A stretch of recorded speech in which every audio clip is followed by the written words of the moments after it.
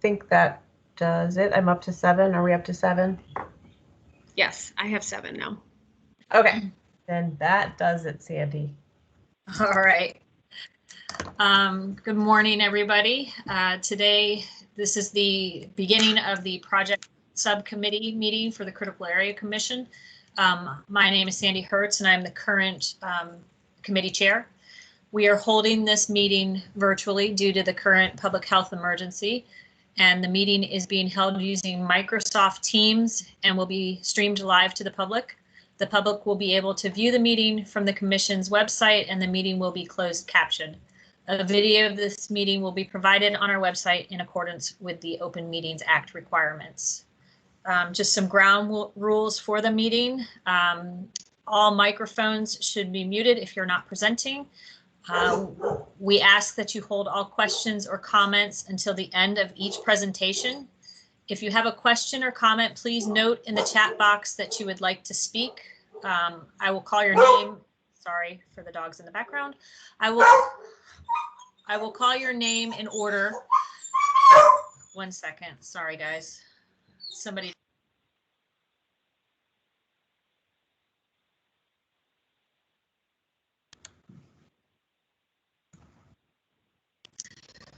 Just trying to keep it interesting for everybody on this fine Wednesday morning. All right, so ground rules again. Please mute your microphones. Hold all questions or comments until the end of each presentation. If you have a question or comment, indicate in the chat box that you would like to speak. I will call your name in order. Please announce yourself by name when speaking so that any attendees on the phone can identify you. If you are calling by phone, you'll need to press *6 to unmute yourself and then *6 again to mute yourself. The public was invited to submit written comments on any agenda item up to 24 hours prior to our meeting today. Those comments, if received, will be read by the commission staff at the appropriate time.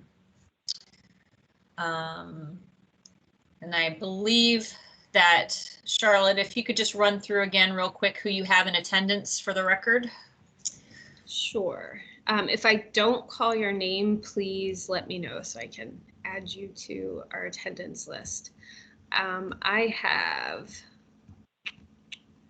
Commissioner Parker, Commissioner McDowell, Commissioner Mahoney, Commissioner Laird, Commissioner Hertz, Commissioner Roberson, Commissioner McCall, and Commissioner Varney Alvarado.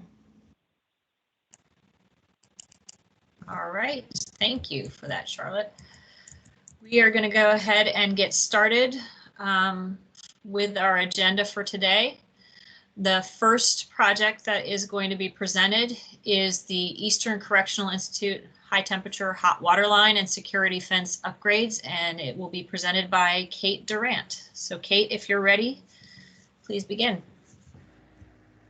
Thank you, Chair Hertz. Give me just 1 second. All right, can everyone see this? Yep, that's great. Looks good. Awesome. So thank you, Chair Hertz. Good morning. I'm Kate Durant, and I will be presenting the Eastern Correctional Institution, or ECI, High Temperature Hot Water and Security Fence Upgrade Project. Maryland Environmental Services, or MES, operates the facility, and Mike Farner, who is the consultant working on the project, is joining us for the meeting. So this project is located in Somerset County at 30420 Revels Neck Road, and it's about halfway between Princess Anne and Westover off of Route 13. So the location on the picture is right here, and then in the map to the right, it's shown with this star. As you can see, this is the critical area map, and the critical area designation for this site is Resource Conservation Area, or RCA. It's shown in the green section. And the site is approximately 237.9 acres. So the Maryland Department of Public Safety and Correctional Services proposes to replace and elevate the existing high-temperature hot water and steam distribution systems that supply hot water to all of the buildings, including the central laundry and kitchen that are inside the perimeter fence, because they basically are old. They're antiquated. They are also proposing to upgrade the perimeter and interior security fences because the existing fences and electronic security are deteriorating due to groundwater, and they need to be upgraded to meet the current security standards. The proposed upgrade includes constructing 7,829 linear feet of piping for the new high-temperature hot water system, which is mostly above grade, replacing the security fence, and replacing the security gates. The project will take approximately 2 years to construct and is located outside of the critical area buffer. The orange line here shows the approximate location of the security fence and the high temperature hot water line. The limit of disturbance, or LOD, for the project is approximately 7.5 acres, which sounds like a lot, but it's mostly condensed to the area around the line here. So the lot coverage will only increase by approximately 2,055 square feet due to the addition of 654 pipe supports that are each 2 feet in diameter. The proposed project is required to meet the Critical Area Commission's 10% phosphorus reduction requirement, and the annual removal requirement was calculated to be 0.85 pounds of phosphorus per year. The applicant will meet this requirement by planting 20 trees, a mixture of red oak, sweet gum, and white swamp oak, and installing rooftop disconnects. So the blue outline shows the approximate location of the rooftop disconnect outfall area, and then the green outline shows the approximate location of the tree plantings. Additionally, according to the letter of authorization issued by the Maryland Department of the Environment on May 30th, 2019, the improvements will permanently impact approximately 4,028 square feet of the 25-foot non-tidal wetland buffer, and these impacts will be mitigated according to MDE's requirements. State agencies who are proposing development activities on state-owned lands need to demonstrate that they have considered the likelihood of sea level rise inundation and that the project incorporates climate resilient practices in order to avoid or minimize environmental or structural damage associated with a coastal hazard, an extreme weather event, sea level rise, and other coastal impacts. So this coastal resiliency slide shows the sea level rise mapping for 0 to 2 feet sea level rise on the left and 2 to 5 feet of sea level rise on the right. The lighter blue shows the 0 to 2 feet rise, and the darker blue shows the 2 to 5 feet of rise. As you can see, the existing facility and the proposed location for the security fence, which is kind of the outline of the facility, excuse me, and the high temperature hot water system, they are all located outside of the projected areas of sea level rise. Also, the project is located outside of the surge area for a Category 3 storm event, and it will not impact wetland adaptation areas. Our office reached out to other state agencies for comments, and we received the following information. The Stormwater Management Concept Plan was approved on August 27th, 2019, and the Sediment and Erosion Control Plan approval is pending from Maryland Department of Environment. The Department of Natural Resources, Wildlife, and Heritage Service determined that there are no records of any state or federal rare, threatened, or endangered species within the project site. The Maryland Historical Trust determined that there are no historic properties in the area. A trust resource review on the United States Fish and Wildlife Service website indicated that there are no U.S. Fish and Wildlife Service listed endangered species, refuges, or fish hatcheries in the vicinity. As project was required to post public notice, so public notice was published in the County Times on May 12th, 2021, as shown on the right, and a sign was posted along southbound Route 13 and Revel's Neck Road, as shown on the left. No comments have been received. Staff recommends approval with conditions.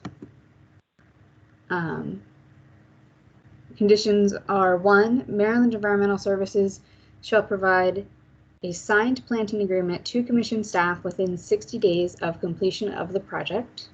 And 2, before the start of construction, Maryland Environmental Services shall provide copies of all final approvals, including stormwater management and sediment and erosion control plans, to commission staff.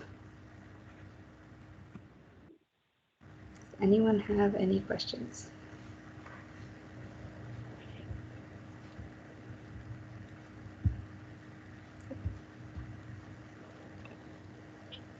Charlotte, did you receive any questions in the chat? There are no questions in the chat, no. And I do not believe we received any comments or questions from the public either. Okay. Was anybody else wanting to address the commission today from MES or otherwise, Kate, or is it just your presentation? Just checking. I believe it's just my presentation, unless Mike Farner has something he would like to add. Okay. All right. Not anything to add. The only thing I would say is final approval for erosion and sediment control and stormwater management was recommended May 26th, so we should have that coming soon. Okay, fantastic. Thank you. Mm-hmm. All right. Well, with that, if there are no other questions, I'm going to ask for a motion to approve from the commissioners based on the recommendations from. Commissioner Laird, motion to approve based on the recommendations. Thank you, Commissioner Laird. And can I get a second?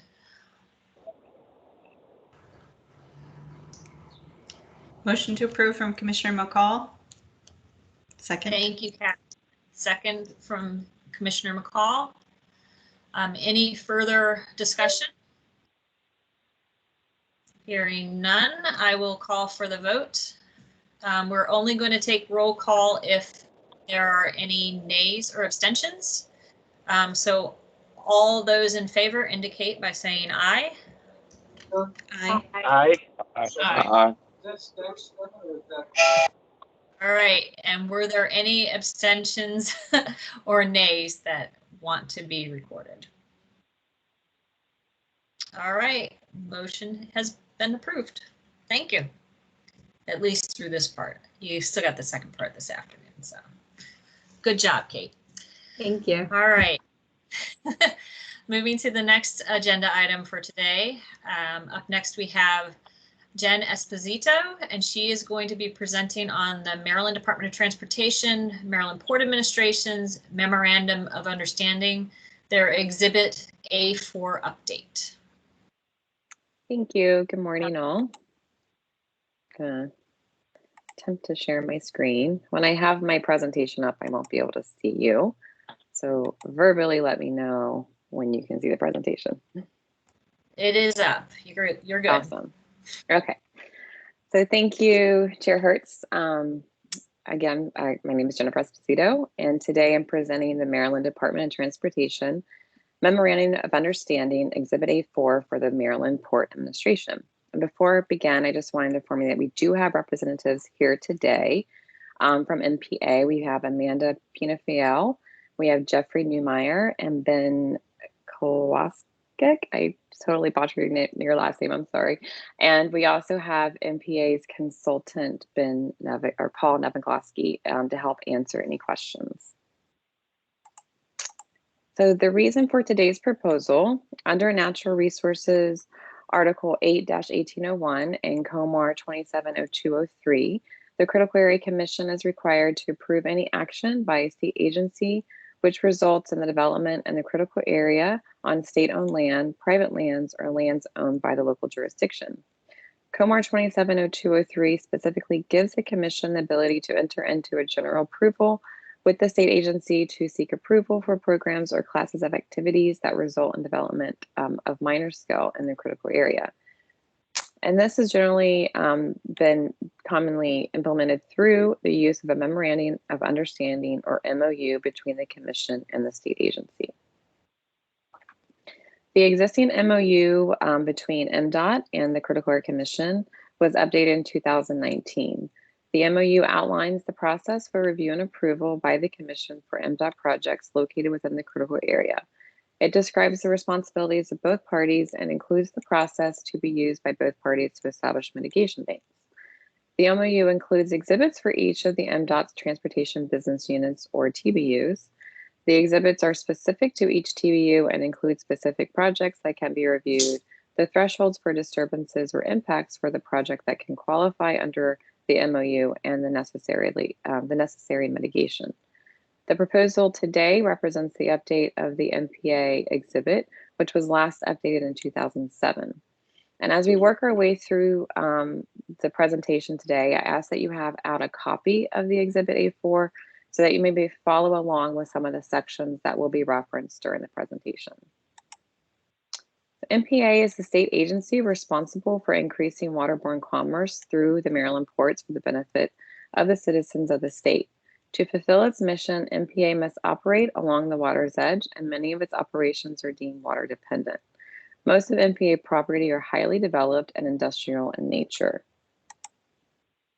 This is an example of active marine terminal. The MPA properties are throughout Maryland. And most of them, like I said, are industrial in nature.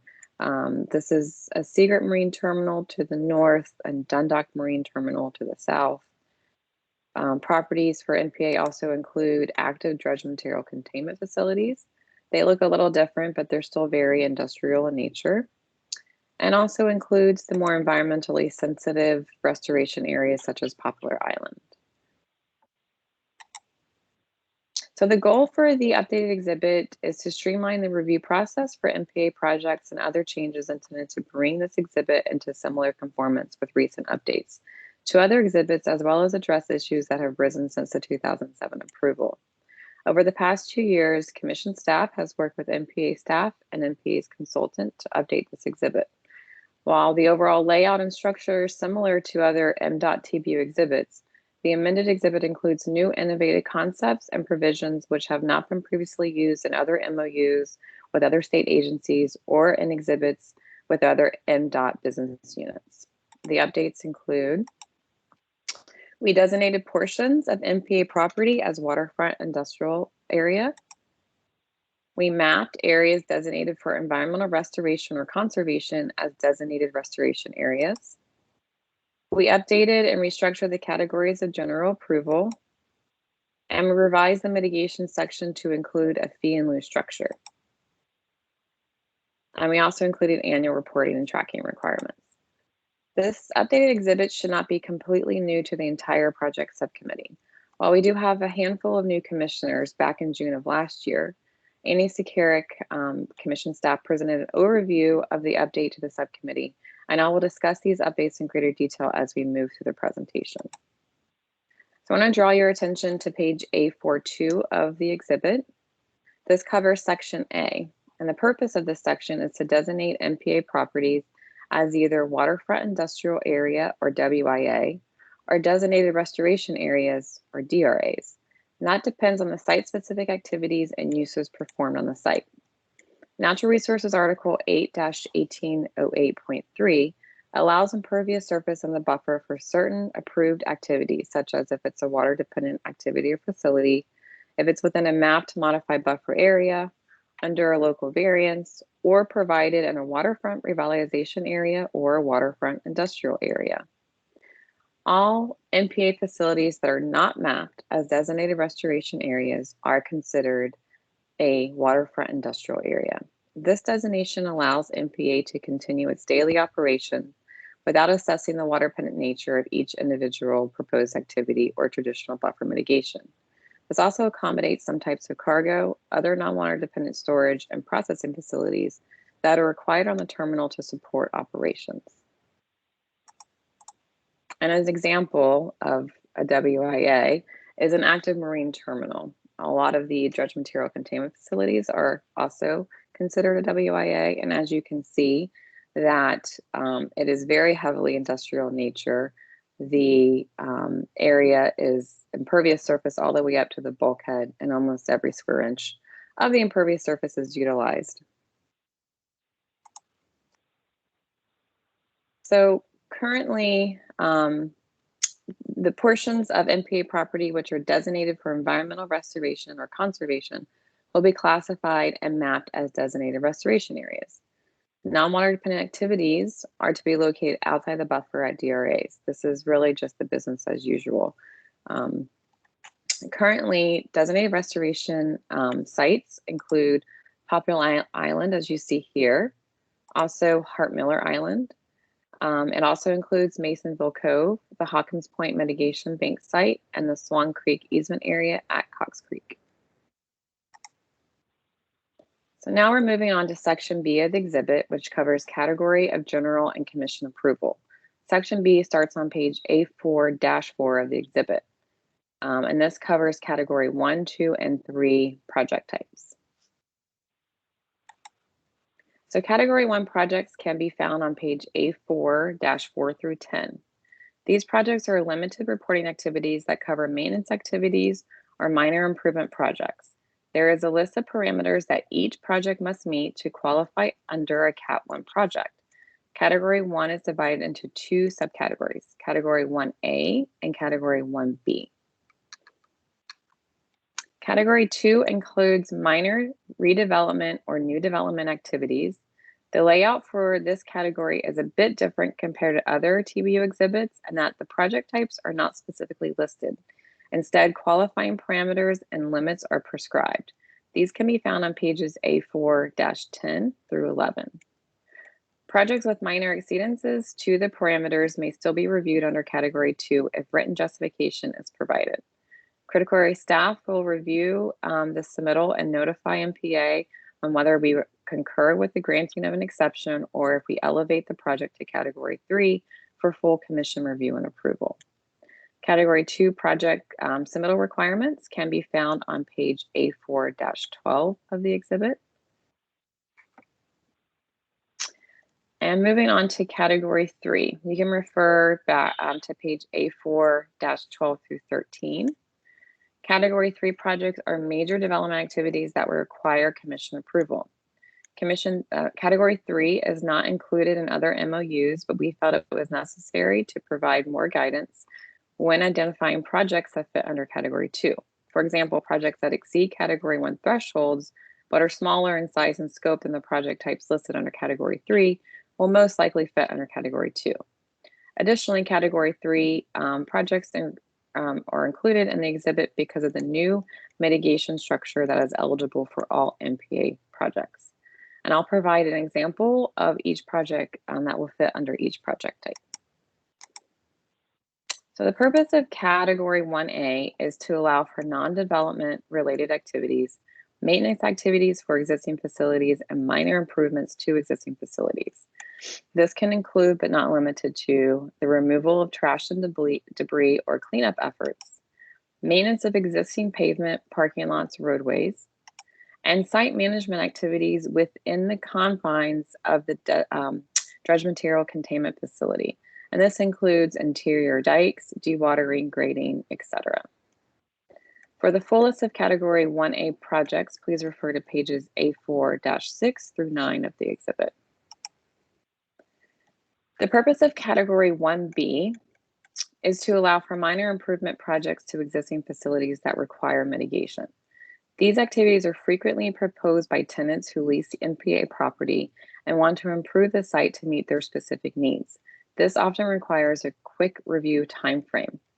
Category 1B projects require review and verification on a project-by-project basis by commission staff.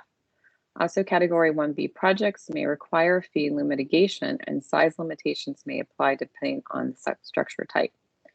Additionally, the overall qualifying parameters for Category 1 apply to both Category 1A and Category 1B project types. You can follow along on pages A4-9 of the exhibit for a full list of eligible projects. Category 1B project types include the installation of a new or add-a-kind tarp fabric building, which is the example that you see in front of you, over existing impervious surface, or the installation of an out-of-a-kind replacement of existing above-ground storage tank. These are just two examples of a few that are allowed under Category 1B of the exhibit. So for Category 2 projects, details regarding the qualifying parameters and submittal requirements for Category 2 can be found on pages A4-10 through 12. One example that we've reviewed under Category 2 is the construction of a new 1,600 square foot shed. This, I believe, did require mitigation, but this is just a good example. A second example of a minor project review was the installation of a pre-engineered steel building on existing impervious surface, if you can see where the area of the red arrow is pointing. And this is an example of that pre-engineered building. Category 3 projects are major development activities that require review and approval by the Commission. Category 3 details can be found on page A4-13, and projects and types include, but are not limited to, development activities that exceed Category 2 parameters, new or expanded dredge material containment facilities. This is the Cox Creek area. This project came before the Commission, I believe, last summer. Also, new marine terminals or expanded, and then the filling open water for new island restorations, again, such as Poplar Island. So now we're moving on to Section C, which provides details on the mitigation requirements for and the fee and lieu program. If you are following along with the exhibit, we are still on page A4-13. This exhibit authorized MPA to apply an alternative set of mitigation standards to apply projects and activities in the critical area. COMAR 270109 and 27020503F2 allows the Commission to consider water quality and habitat enhancement projects as offsets to buffer mitigation and stormwater requirements. It is difficult to get on-site mitigation at MPA locations as most of the sites comprised of impervious surface and the use is industrial nature. Additionally, the majority of stormwater management practices are not always conducive to site conditions. Section C of the exhibit replaces the regular buffer mitigation and the 10% stormwater management phosphorus reduction requirements with the new standardized calculation that addresses both habitat and water quality goals. And I pull up, I believe this is Masonville Marine Terminal, just as an example of how difficult assessing the impacts and requiring mitigation can potentially be on a site that is fully utilized, fully impervious, and industrial nature. So mitigation for habitat and water quality impacts is assessed at a rate of $1.50 per square foot of impact type based on various factors, such as the square footage of new impervious surface, square footage of new or out-of-kind replacement structure over existing impervious surface. For projects that are exempt from MDE stormwater requirements or projects that are less or disturb less than 5,000 square feet.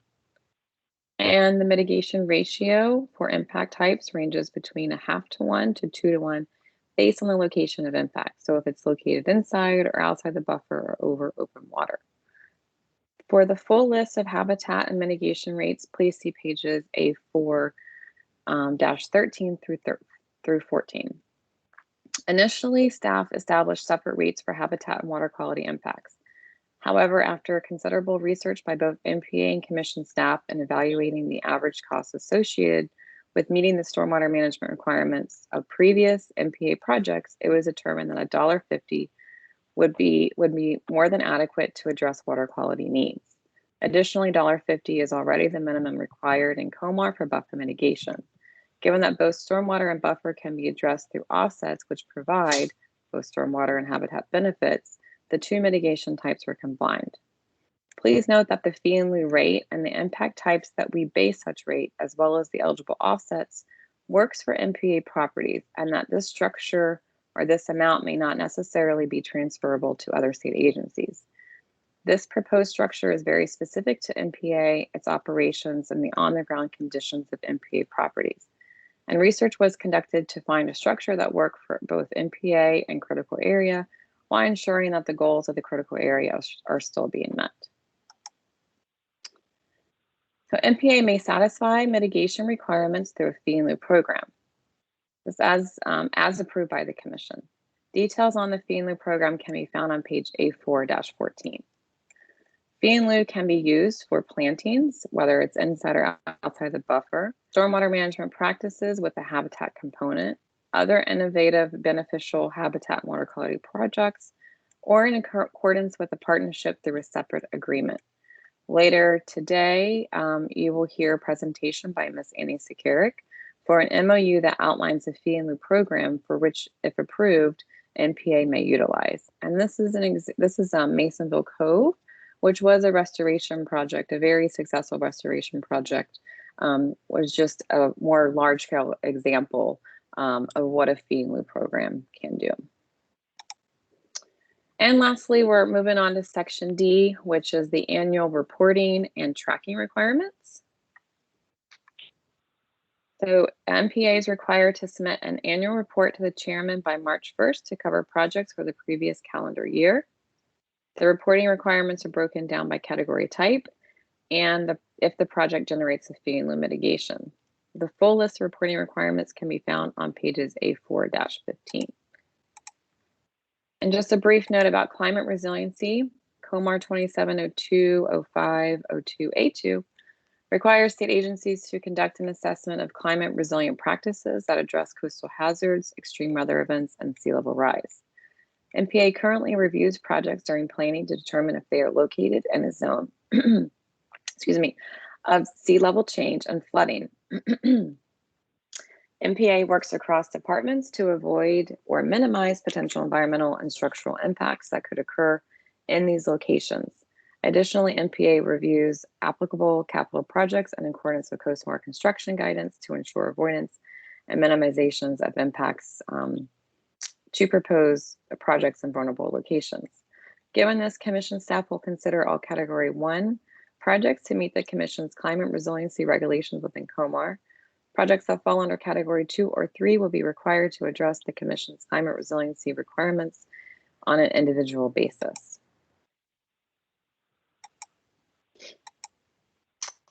And there are 3 attachments to the exhibit. Attachment 1 covers the definitions for MPA specific or critical area terms for the purposes of this exhibit.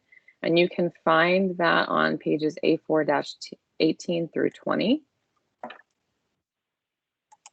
And attachment 2 provides details and descriptions of the meets and bounds and maps to accurately demarcate the boundaries of the designated restoration areas.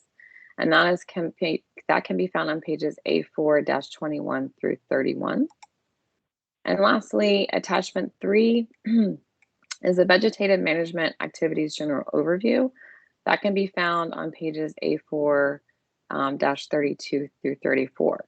This summarizes the regularly occurring activities related to vegetation and landscape management at the various types of MPA facilities.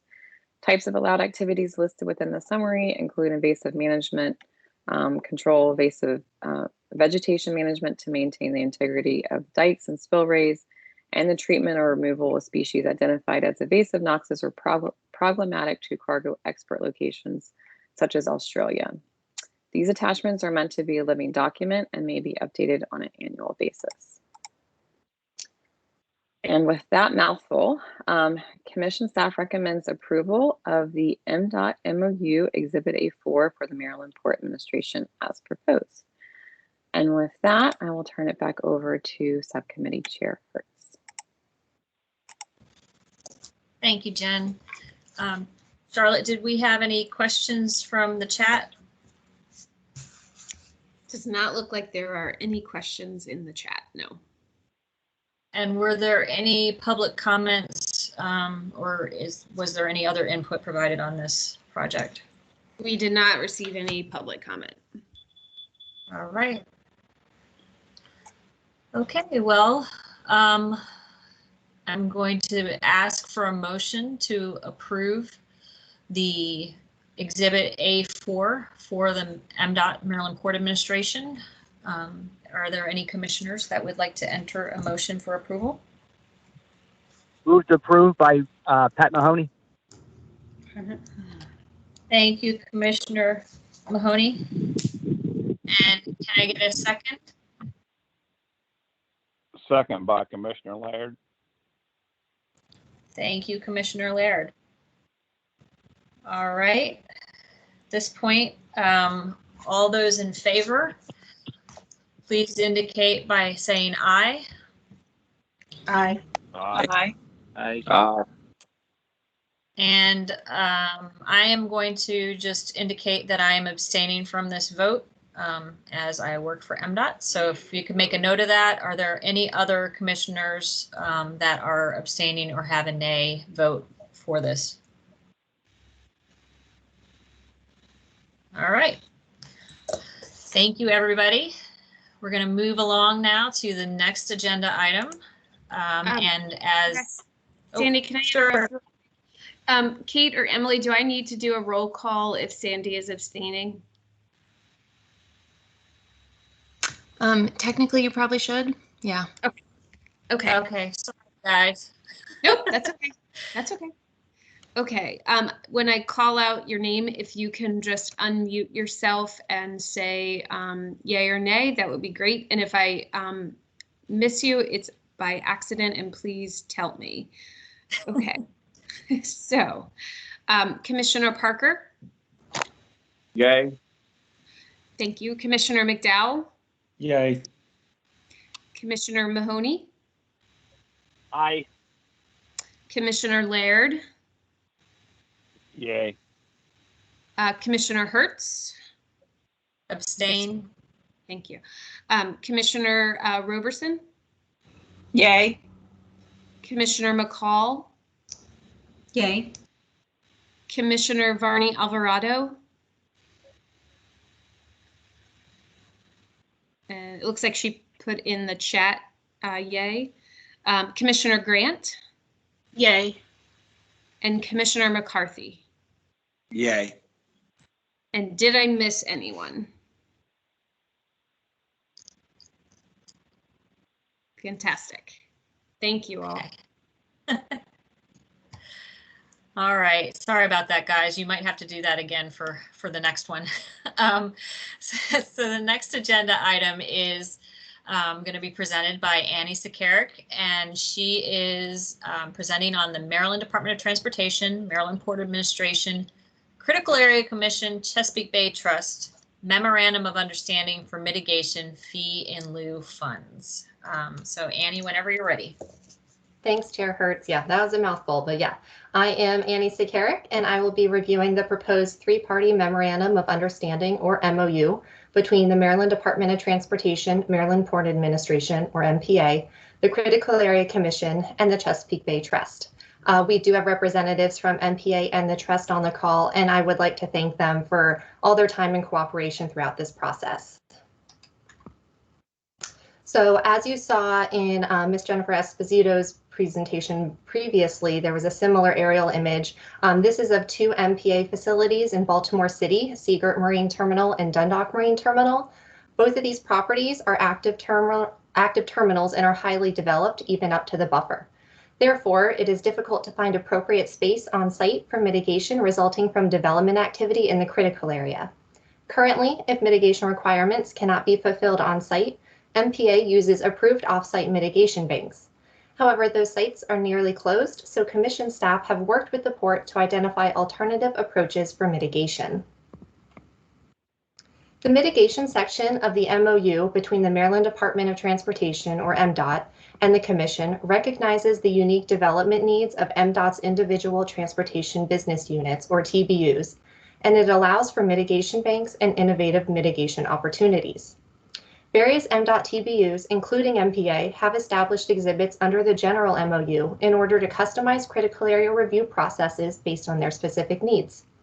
And as described in the previous presentation, MPA has proposed an update to their exhibit, which includes a new innovative mitigation approach. Due to the highly impervious nature of port facilities and subsequent difficulty in providing on-site mitigation, an entirely fee-based mitigation program was developed as part of the updated MPA exhibit. The fee in lieu program generates mitigation funds resulting from MPA development and redevelopment projects in the critical area. And Section C of the MPA exhibit allows the port to use the fee in lieu money in accordance with a partnership through an approved separate agreement. Now, MPA has elected to partner with the Trust through a three-party MOU. The purpose of the proposed MOU is to establish a program to use fee in lieu money to provide offsets to achieve water quality and habitat protection objectives for addressing impacts from MPA projects in the critical area. Staff from MPA, the Commission, and the Trust work together to develop the MOU with the intention of identifying and funding a variety of habitat and water quality related projects in underrepresented communities near port facilities. Some of you may recall that this concept was originally introduced to the subcommittee at last year's Commission meeting as we provided an update on the MPA exhibit. Though we had not yet established a partnership with the Trust at that time, we noted the potential for a third party to utilize MPA's mitigation fee in lieu for habitat and water quality projects. The Chesapeake Bay Trust is a nonprofit grant-making organization created by the Maryland General Assembly in 1985 to promote public awareness and participation in the restoration and protection of the water quality and aquatic and land resources of the Chesapeake Bay.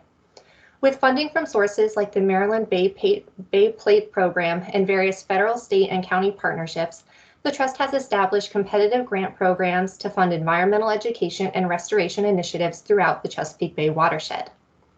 The Trust possesses the technical, financial, and managerial capacity to assist the Commission and MPA with the timely and appropriate commitment and expenditure of fee in lieu funds to expedite the implementation of restoration projects. The Trust has grant programs that will target geographic areas of interest to the Commission and MPA for water quality and habitat improvements while using best practices to increase inclusion of individuals and groups from diverse backgrounds per the Trust diversity and inclusion value in their strategic plan and guided by the Trust Diversity and Inclusion Committee. Overall, this proposed MOU will allow MPA to use the Trust's existing grant programs to solicit and implement projects to fulfill their critical area mitigation requirements. So I'll now go through the roles and responsibilities of each party as outlined on page 2 of the staff report. And for reference, the full list of each party's roles and responsibilities can be found on pages 3 through 5 of the MOU attached to the staff report. So first of all, MPA may elect to transfer fee in lieu mitigation funds to the Trust. We note that the use of this MOU is optional. The port may use fee in lieu money to perform their own offset projects or create additional MOUs with other entities to fulfill their mitigation requirements in accordance with the updated MPA exhibit. The Commission agrees to accept the water quality and habitat protection offset projects solicited and selected by the Trust. Further, Commission staff may participate as applicable in the project review and selection process. And the Trust will use their existing grant programs to solicit and fund environmental restoration projects and outreach or engagement projects that have a hands-on habitat or water quality component in accordance with the processes outlined in the appendix to the MOU. So Appendix A, which is located on pages 11 and 12 of the attachment to the staff report, establishes the scope of work for the Trust. Accordingly, the Trust will solicit eligible environmental restoration projects per the Request for Proposals, or RFPs, established for the Community Engagement and Restoration Mini Grant Program, the Outreach and Restoration Grant Program, or similar grant programs. Eligible project types and locations are established in order to direct funding to small-scale projects in urban areas that may be more likely to be impacted by activities at port facilities. The appendix does offer flexibility to fund more expensive, larger-scale projects as well, but additional coordination with Commission staff is required. So eligible projects are targeted to areas of Baltimore City, Baltimore County, and Anne Arundel County. As noted, the MOU targets projects in underrepresented communities that are located within a specified geographic area around MPA facilities. So the Trust developed this informal GIS boundary map to use as an internal reference as they review and identify potential projects to be funded under this MOU. However, this map and the criteria in the appendix are not intended to exclude a relevant project that may be located outside of these boundary lines. The Trust may still flag an application for our review, even if it may be outside the targeted area, if it appears to meet the other criteria of the MOU. Eligible project types include, but are not limited to, restoration projects, community or pollinator gardens, protecting open space, the conversion of vacant lots to green space, and outreach or engagement projects that have a hands-on habitat or water quality component. I want to note that we did want to keep these project types and siting criteria general in order to allow for greater flexibility and more innovative opportunities for funding. And the appendix also includes the processes by which the Trust selects and manages an eligible project, which varies depending on the type of grant program. The full process can be found on pages 11 through 12 of the attachment to the staff report. For small-scale projects selected through the Community Engagement and Restoration Mini Grant Program, the Trust will serve as the lead on RFP outreach, project solicitation, and technical assistance to potential applicants. The Trust will manage all tasks, including distribution of funds, phasing awards, reviewing status reports, managing budgets, and documenting project information. For larger scale projects selected through the Outreach and Restoration Grant Program, the Trust will perform these same tasks, but they will also invite staff from the Commission and MPA to participate on the Technical Review Committee to evaluate the proposals. In order for a project to be funded through this grant program, it will need to be reviewed and approved by Commission staff. Further, in an effort to ensure that long-term management measures for large-scale projects meet critical area standards, the Trust will coordinate with the Commission on all projects costing $100,000 or more. The Commission may have additional requirements and feedback for any project being considered under this program, and we commit to discussing with the Trust the specific habitat and water quality goals, including the long-term maintenance and monitoring requirements of a project. And I'm not going to do it justice, but the Trust was kind enough to provide some example projects, and I'm going to use them to give you a quick snapshot of the types of projects that are funded through their grant programs. So on this slide is an example of a project that was recently received a mini grant. The goal of the project is to engage the greater Southern Maryland community in planting native plants and raising monarch butterflies with the installation of native pollinator gardens.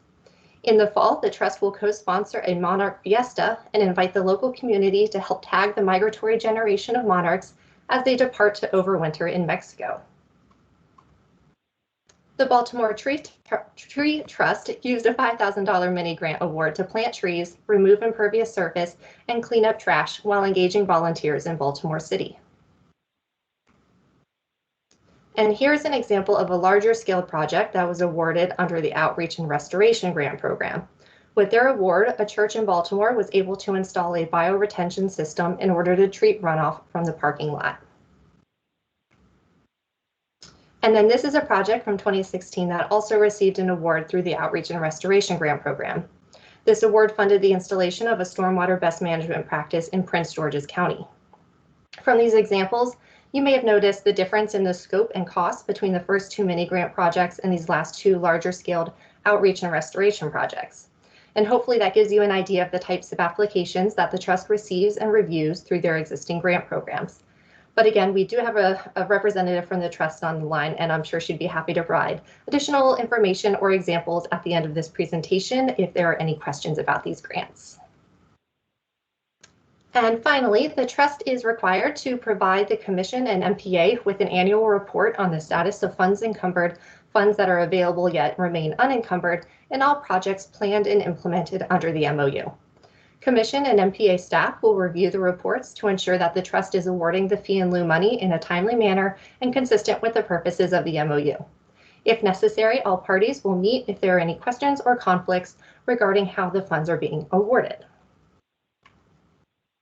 So after all that, staff recommends approval of the three-party MOU between Mdot MPA, the Commission, and the Trust as proposed.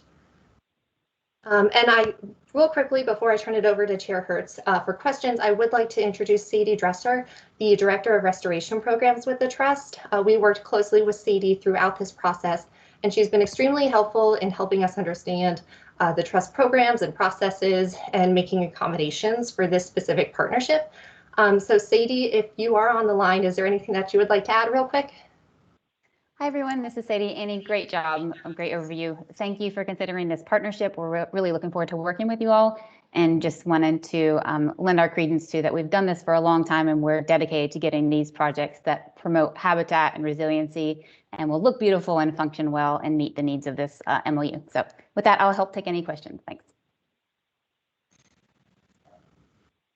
All right, thank you both. Charlotte, I'm not seeing any questions in the chat, but I just want to confirm.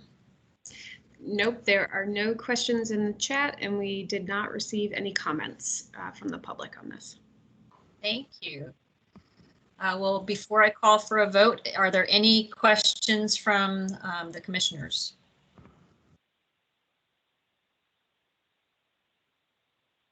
Okay. So I'm going to call for a vote, or a motion to approve, I should say, not a vote, a motion to approve from the commissioners on the recommendation provided by commission staff.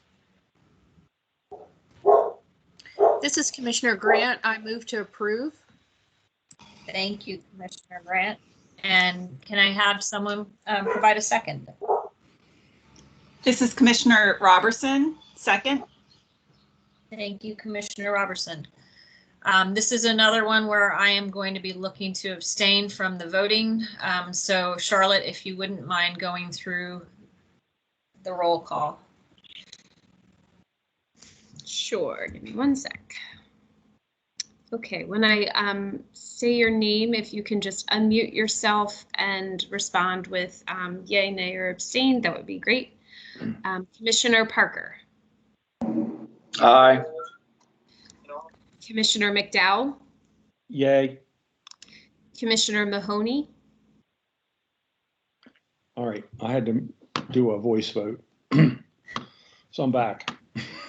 I'm kind of sort of paying attention. So I did get a question raised to me about doing the charities campaign again for this year. Commissioner Mahoney, is that you? Yes. No. This is me right now, and I vote yay. Thank you. Commissioner Laird. Yay. Commissioner Hertz. Abstain. Commissioner Roberson. Yay. Commissioner McCall. Yay. Commissioner Varney Alvarado.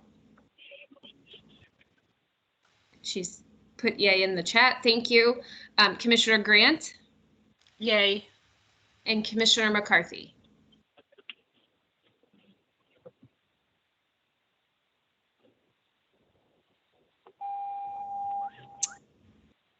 Commissioner McCarthy, are you there?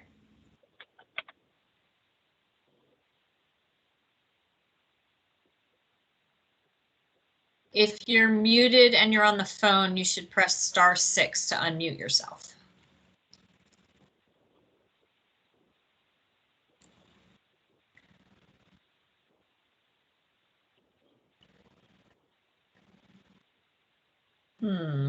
Do we have enough votes without Commissioner McCarthy?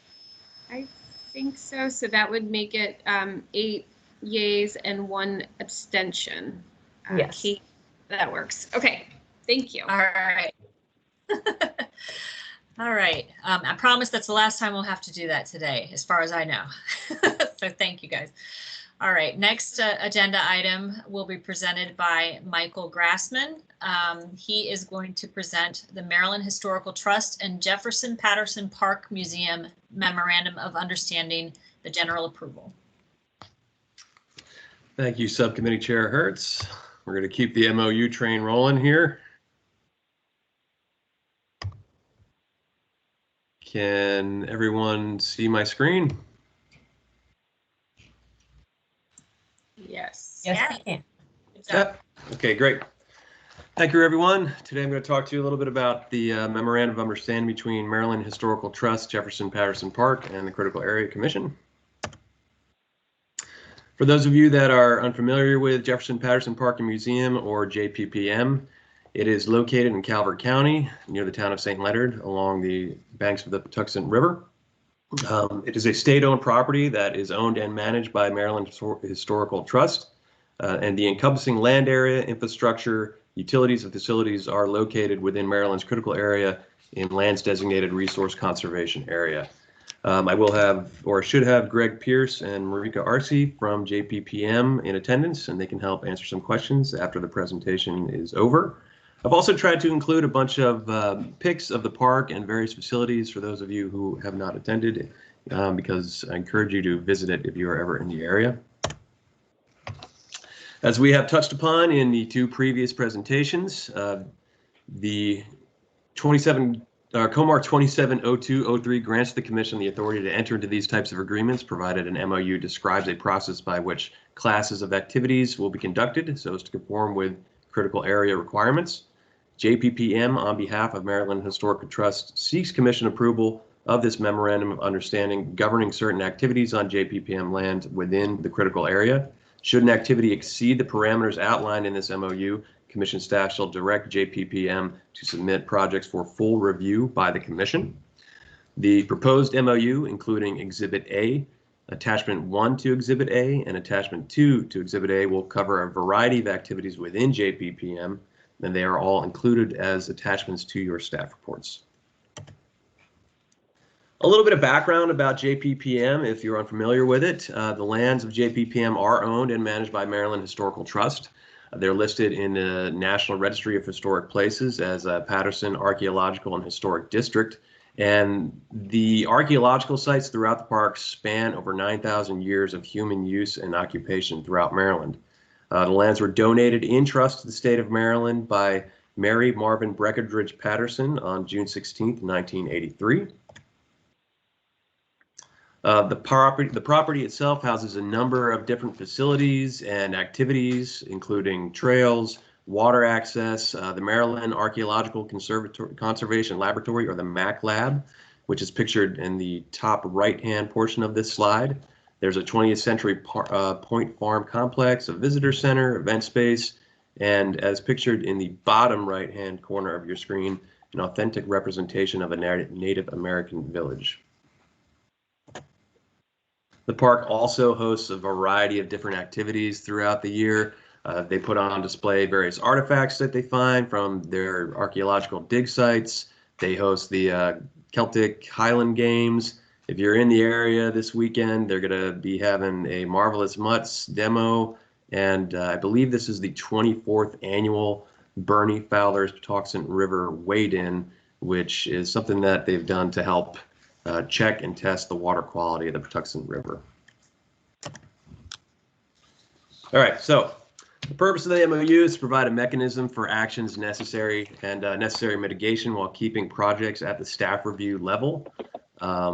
This will address potential impacts to the critical area from restoration and maintenance or construction of JPPM facilities and require the appropriate measures to manage and mitigate offsets in a uniform and consistent manner.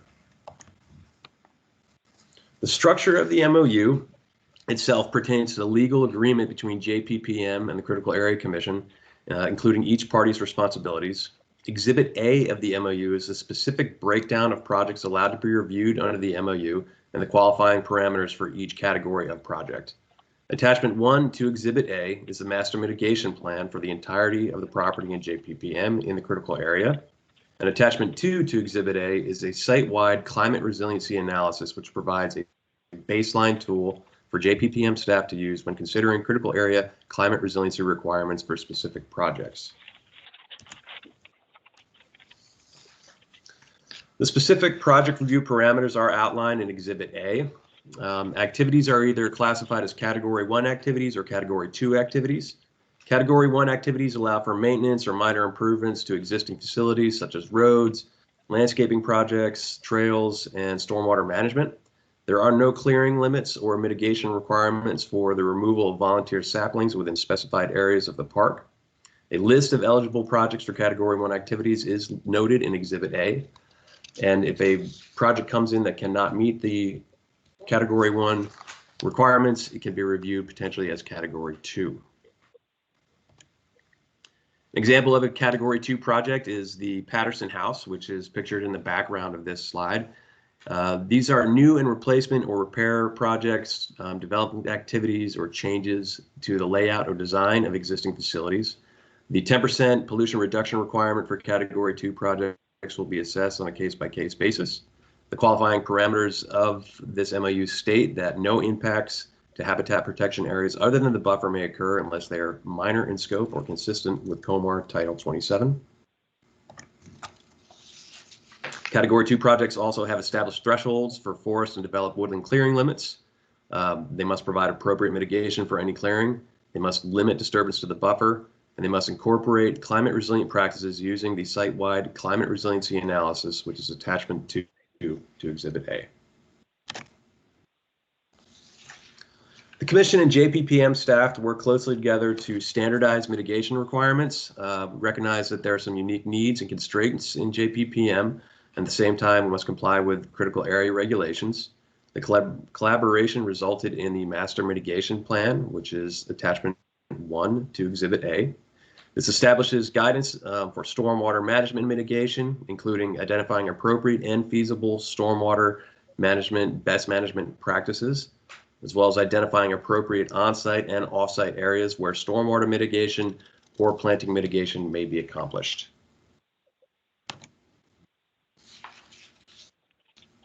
As previously mentioned, COMAR 2702-0502A2 states that state agencies are required to consult with the Commission as soon as practicable in the project planning process to assess climate resilient practices that address coastal hazard, extreme weather events, sea level rise, and other impacts. Attachment 2 to Exhibit A is a site-wide climate resiliency assessment of the park that JPPM staff will use to determine if a project falls within a vulnerable area. If so, they will follow the processes and procedures outlined in the attachment. JPPM will also review all applicable capital projects in accordance with CoSmart construction and guidance. On March 1st of each year, JPPM shall provide the chair of the commission a report on projects that qualify as Category 1 or Category 2 justifications, as described in Exhibit A of this MOU. JPPM will also include in the report any outstanding mitigation requirements as described in Section 7.2 and 7.3 of the MOU.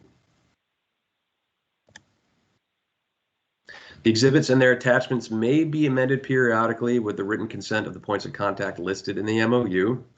The Commission Chairman will update the Commission on any amendments or modifications to the exhibits and their attachments at a meeting following the agreed upon changes. Once approved, this MOU shall remain in full force and effect for a period of 5 years, unless otherwise terminated in accordance with the provisions stipulated in the MOU. Staff recommendations. Commission staff recommends the approval of the MHT JPPM Critical Area Commission Memorandum of Understanding as proposed. And with that, I will take any questions. Great, thank you, Michael. Carla, are there any questions in the chat for this particular item? There are no questions in the chat and there were no public comments received. Excellent. Are there any questions from the commissioners? All right. At this point, I would like to ask for a motion to approve based on staff recommendation. This is Mayor Mahoney. If you can hear me, I move to approve. Thank you, Commissioner Mahoney. Can I get a second? Commissioner Robertson, second the motion. Thank you. I think you're completing your sweep on the seconds today, Commissioner Robertson. With that, I'm going to ask for a vote. So all those in favor, please indicate by saying aye or yay. Aye. Aye. Aye. Aye. Okay, were there any nays or abstentions? All right, hearing none, looks like we have this one go into the afternoon session as well. Thank you. We have one, yes, thank you very much, Michael. We have one more presentation up today, and no pressure, Susan, but so far we've had no technical glitches on the presentations. So next up we have Susan McCloof. She is going to provide an update on the Maryland Department of Transportation, Maryland Aviation Administration MOU exhibit, and it's an update on the PFAS. And this should complete our MOU sweep for the day too. So thank you all for your patience.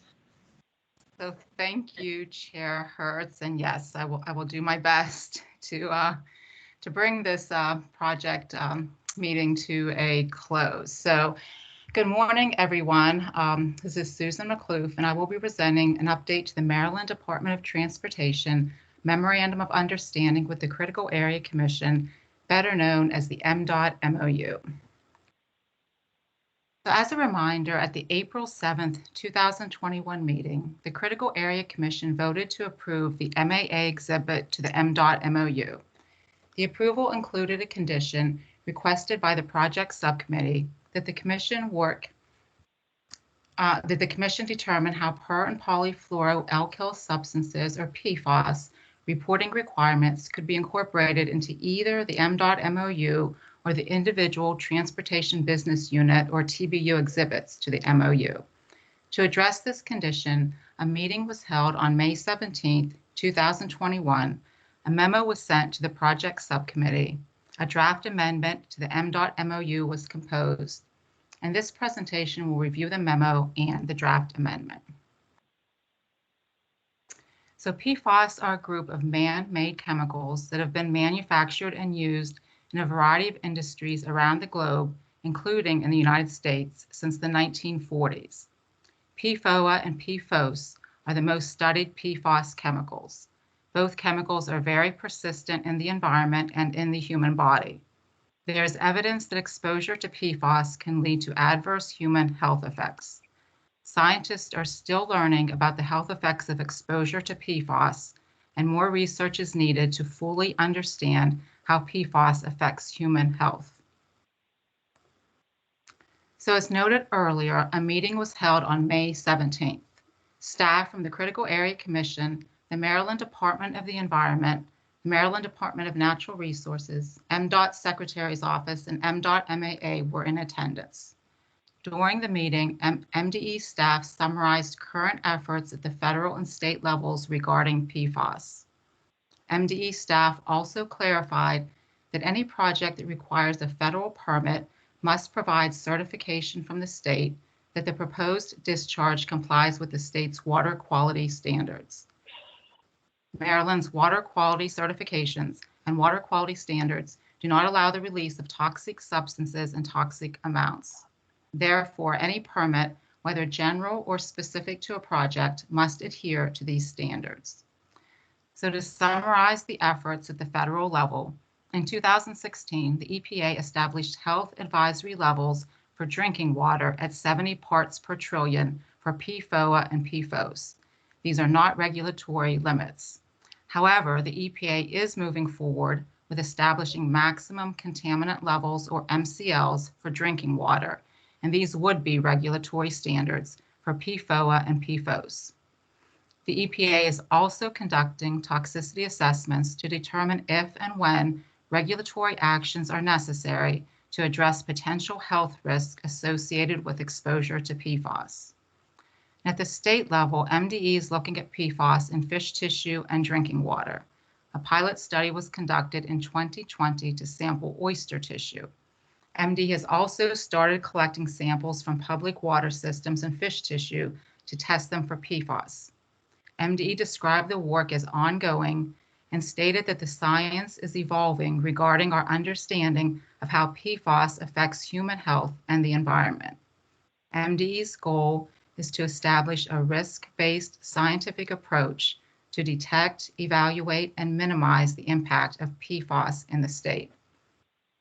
So it's important to note that PFAS research efforts are ongoing at both the federal and state levels, and that the results of the research will be used to inform decisions regarding how to detect, monitor, clean up, and regulate these chemicals. So based on the discussion during the May 17th meeting, a draft amendment to the Mdot MOU was composed. The amendment cites Natural Resources Article 8.18.14c regarding the applicability of other laws, in which states the following.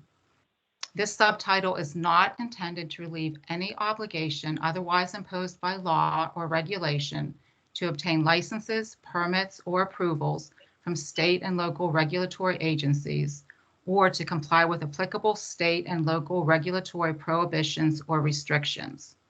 Therefore, the amendment clarifies that all projects must comply with all applicable state and local requirements. The amendment also states that the Commission must be notified when any controlled hazardous substance or chemical is known to be found on site, and that all projects must comply with the state's water quality standards. So this slide contains the specific language that would be inserted after Section 311 of the MOU. And Section 3 is the part of the MOU that outlines the process that must be followed for projects reviewed under the MOU. So Section 312 would read, each TBU, when conducting development activities in the critical area, shall ensure that the TBU complies with all applicable federal, state, and local requirements. And as noted earlier, this language reiterates the requirements of Natural Resources Article 8.18.14c. Section 313 would read, each TBU, when conducting development activities in the critical area, shall notify the Commission if the TBU is or becomes aware of controlled hazardous substances or chemical contamination of soil or water, and shall adhere to state water quality standards. The draft amendment also includes the language shown on this slide regarding electronic signatures. This part of the proposed amendment is not related to the PFAS reporting issue. Rather, it is based on discussions with Emily Vanieri, Assistant Attorney General, who recommended that this language be included in all critical area MOUs to clarify that electronic signatures are legally the same as original signatures. So Section 910 would read, electronic signatures, signatures provided by electronic means, including, by way of example and not of limitation, facsimile, Adobe, PDF, and sent by electronic mail or via an electronic signature program, shall be deemed to be original signatures. And this language would be inserted on page 7 of the MOU after Section 9.9. And Section 9 of the MOU contains the general provisions. So thank you for your attention, and I will now turn it over to Subcommittee Chair Hertz for discussion and any questions you may have. Thank you, Susan. Did we have anybody from the airport that is on the call today? I do believe Kevin Clark is with us on the call today, yes. Okay. Hi, Sandy. It's Kevin Clark. How are you? Good. How are you today, Kevin? Doing well, thanks. I was wondering, Susan, if you could bring back up just the slide with the requirements, the new requirements in the MOU. Yes, that's the one. So I have a question, and it's just a question so that others are aware. When we are doing a development activity, if Mdot TBU, which stands for Transportation Business Unit, if they're doing a development activity and they become aware of a hazardous substance or chemical contamination of soil or water, but it is not related to an activity that our TBU has conducted, rather it's something that's just present, let's say for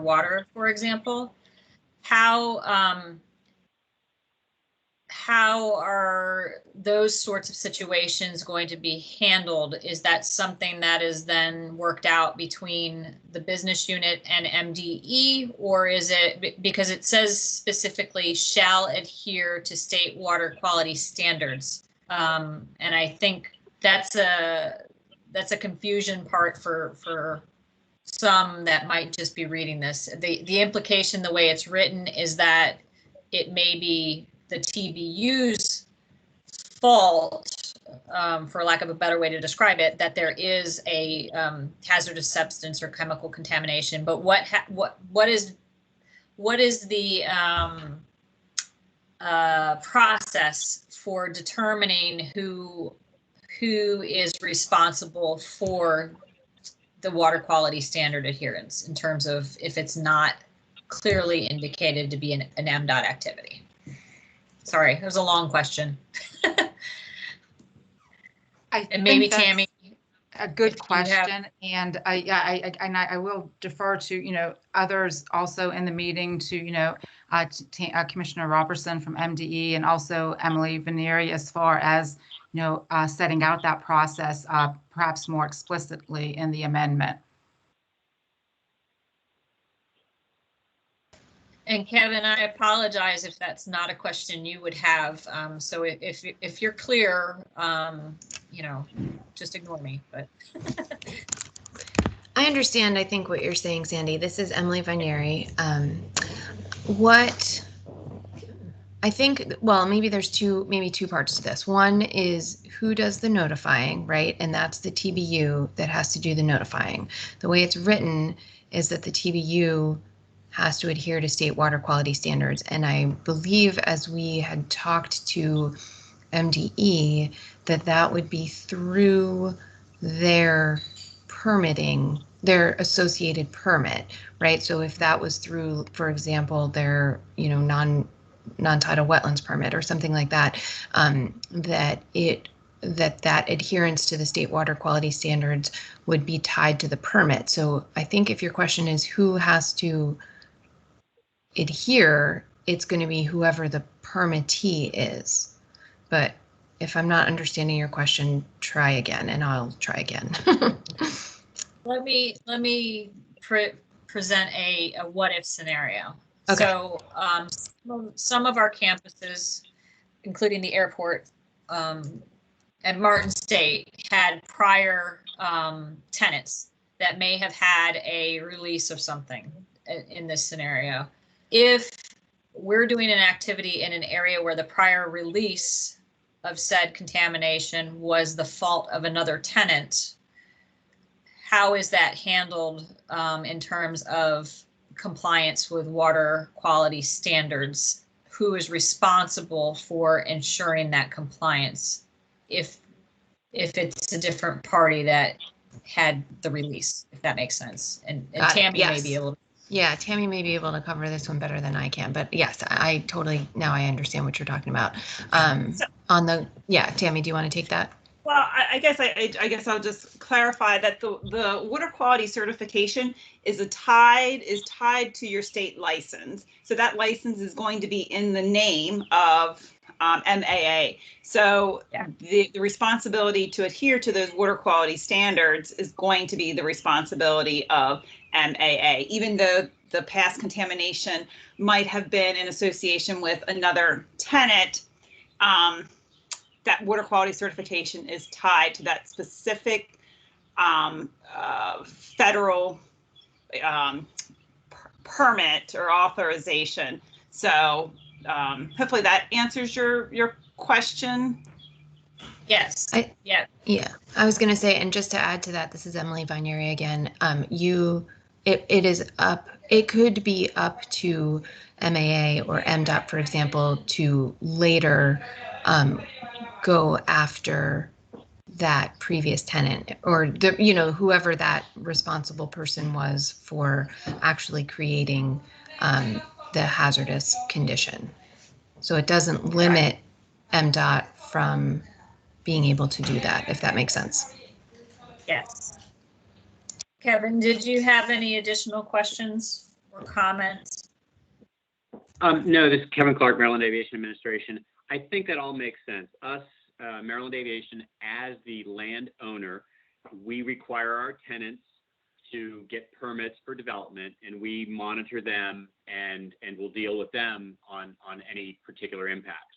The one unique situation that the Martin State Airport has, as we all know, is the World War II era contamination site that Lockheed Martin is working with MDE right now on to determine the best strategy for cleaning up that site, reclaiming that site. So that one is a separate program from our normal development activities at the airport. Awesome. Thank you for that clarification. Licenses are in Lockheed Martin's name, like they're issued to Lockheed Martin. Is that correct, Kevin? I'm sorry, what was the question?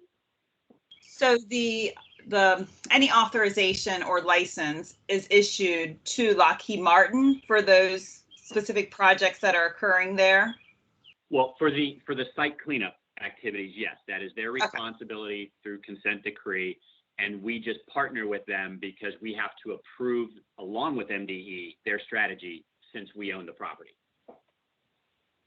So they're cleaning up their contamination site on our property at the requirement and approval of MDE. All right. So I thank you for chiming in and clarifying that. I just wanted to make sure that there was a little bit more discussion around it so that the commission staff would be understanding what the amendments mean to us and what they're speaking to in terms of the Mdot Maryland Aviation Administration. I don't believe that this is something that is up for a vote. Is that correct, Emily and Kate? I think this was just an update. Correct. This is just an update and asking for any feedback from any commission members. One clarification, Sandy, did you think 3.13 needs additional clarification based on this discussion, or are you okay with it as written? I am okay with it as written. I just wanted to have the discussion around the licenses and who owns the requirements. So, and Kevin is already clear on it, as are Tammy. So it was more of a curiosity, making sure I'm on the same page. Okay, excellent. Thank you. Were there any other questions or comments from the commission's staff or commissioners? Sorry.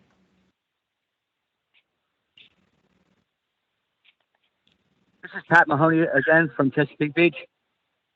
Yes. Okay, good. You can hear me. I can never tell.